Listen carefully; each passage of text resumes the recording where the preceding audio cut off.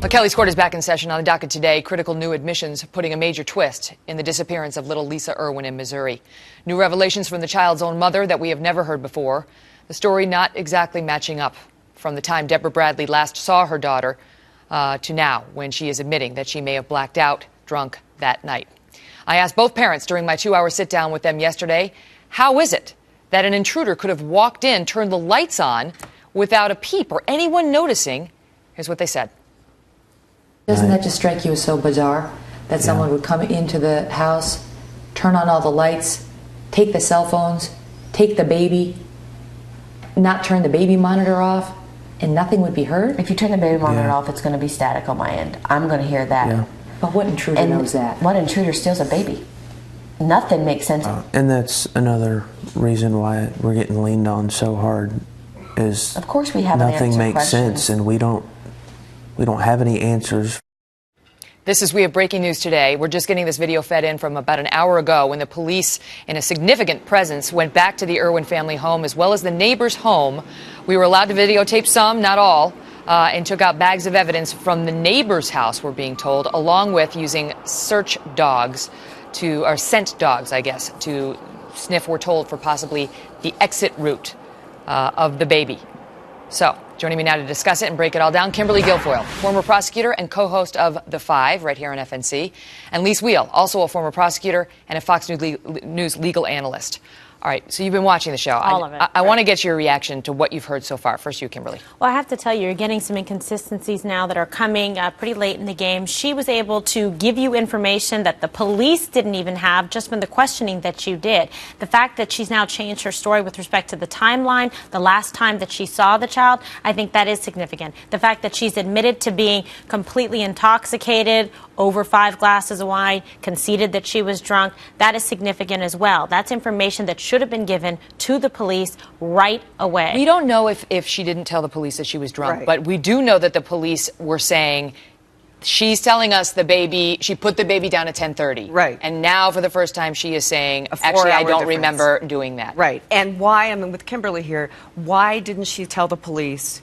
And we don't know whether she did or not, but if she didn't, that's very suspicious. Why didn't she tell them, yes, I'd had that much to drink, How does it work? I may have been You blacked guys have out. both prosecuted cases. Yes. Both prosecuted cases. How does memory usually work? Because, you know, if you asked me what I did 2 weeks ago, I don't know if I would tell you the same story over and over and over. True. And if it's completely consistent, then that raises my antenna as well, because people, you know, things change. Even if you're telling the truth. You've got a story and you're just remembering your story. This is my story. Like, at 12:16, I did this. Now, that I don't believe either. But something as monumental as the disappearance of your 10-month-old child, Megan, you're going to remember that. You may not remember what you had for lunch 2 weeks ago, but you're going to remember every other step if you've lost your child on that day. Come on. And I want to tell our viewers just a couple of questions. The father, first of all, told me that his alibi was that he was at the Starbucks working as an electrician. Right. Apparently, there's videotape of him at the Starbucks, which I believe is why the cops are not looking at him as closely, because he's on video working until 4 in the morning, although they did accuse him of possibly the 2 hours when he was home. Right.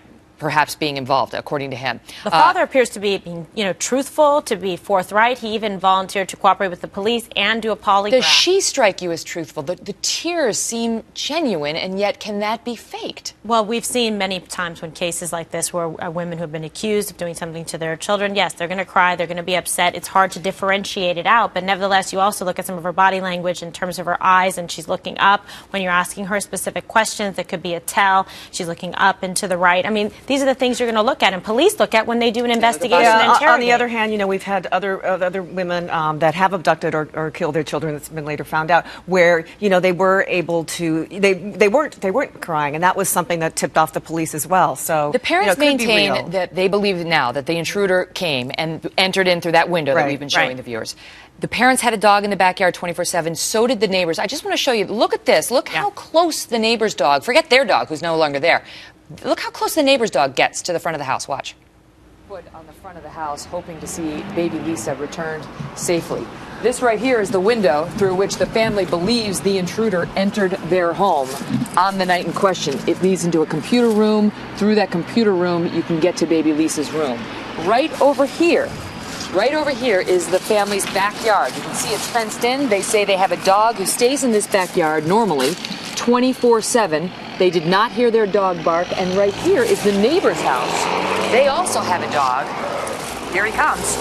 who also stays in the backyard 24/7. His family tells me that he barks at just about anything. He's seen me out here for about 20 minutes, so he's not barking now.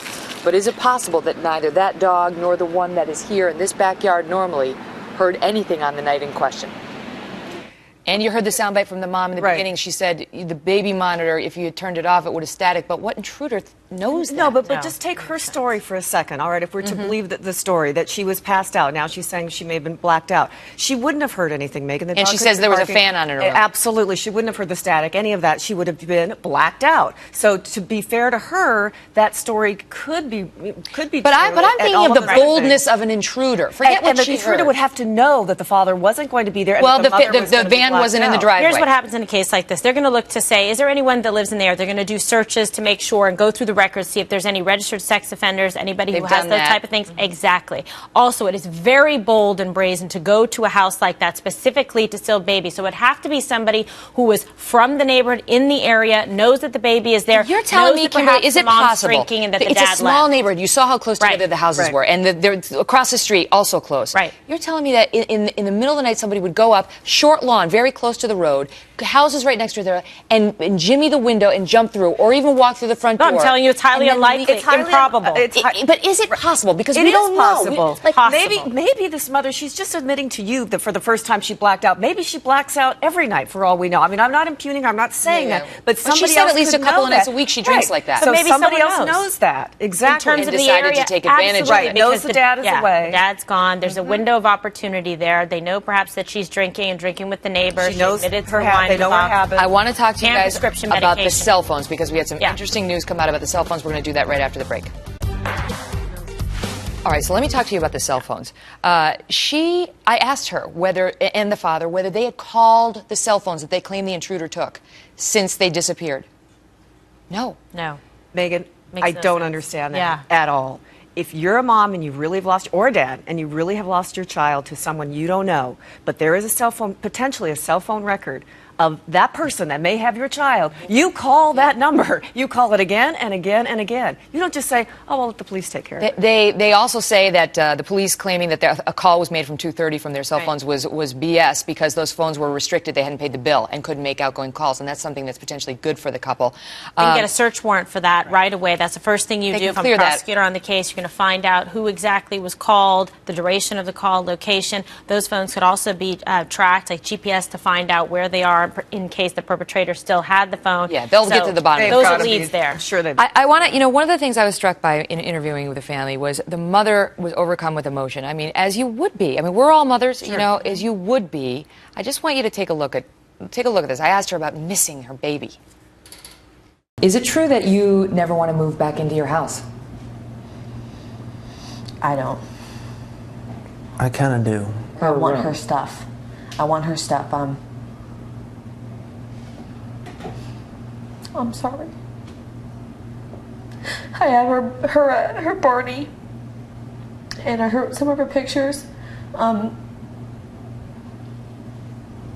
we have her pack and play was set up in the person's house we stay at. We're always there, and her pack and play was there, and her pillow and stuff. So I still set up waiting for her. I'm sorry. Does she strike you as a truth teller? I think that's the best part I've seen in terms of her emotional affect, but her emotions can be inconsistent because she's on prescription medication and can be a little blunted because of like the Xanax, etc. But there it seems she was talking about seeing her daughter in the future, like she was still alive. Well, and I asked her, don't you, I mean, I also have a baby, you want to smell them, you want to, and she seemed to really relate to that. Can you fake that? But Megan, well, we know psychopaths and sociopaths. Yes, you can fake that. I mean, that's a blunt answer. I'm not saying that's what happened here, but yes, you can fake it. And the other thing is, those tears may be coming because she does know that little Lisa is dead. She may know exactly, why she. We will continue to follow it.